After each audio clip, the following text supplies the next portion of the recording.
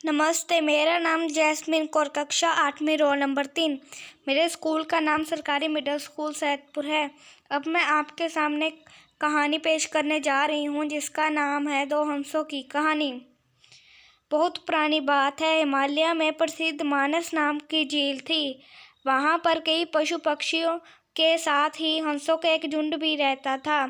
उनमें से दो हंस बहुत आकर्षक थे और दोनों ही देखने में एक जैसे थे, लेकिन उनमें से एक राजा और दूसरा सेनापति।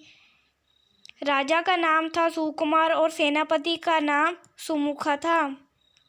उस समय झील में उनमें रहने वाले हंसों की प्रसिद्धि वहां आने जाने वाले पर्यटकों के साथ देश विदेश में फैल गई थी।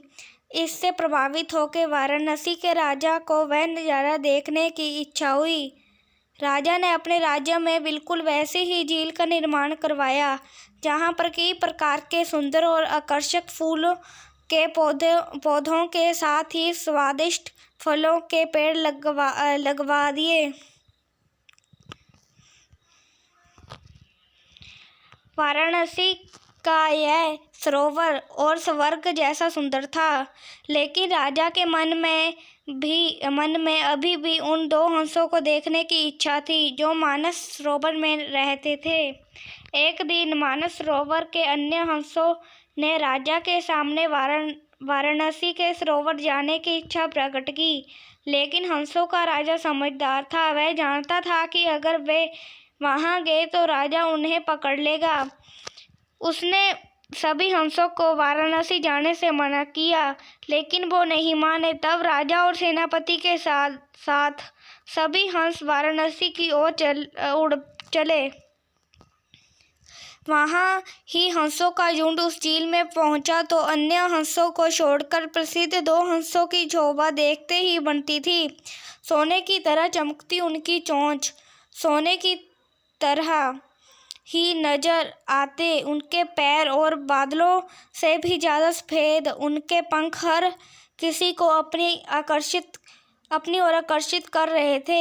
हंसों के पहुंचने की खबर राजा को दी गई।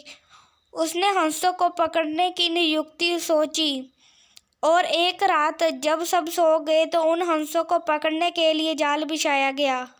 अगले दिन जब हंसों का राजा जागा और श्रम पर निकला तो वह जाल में फंस गया। उसने तुरंत ही तेज आवाज में अन्य सभी हंसों को वहां से उड़ने और अपनी जान बचाने का आदेश दिया। अन्य सभी हंस उड़ गए, लेकिन उसका सेनापति सुमुखा अपने स्वामी को फंसा देखकर उसे बचाने के लिए वहीं रुक गया। इस बीच हंस को पकड़ने के लिए सैनिक वहां आ गया।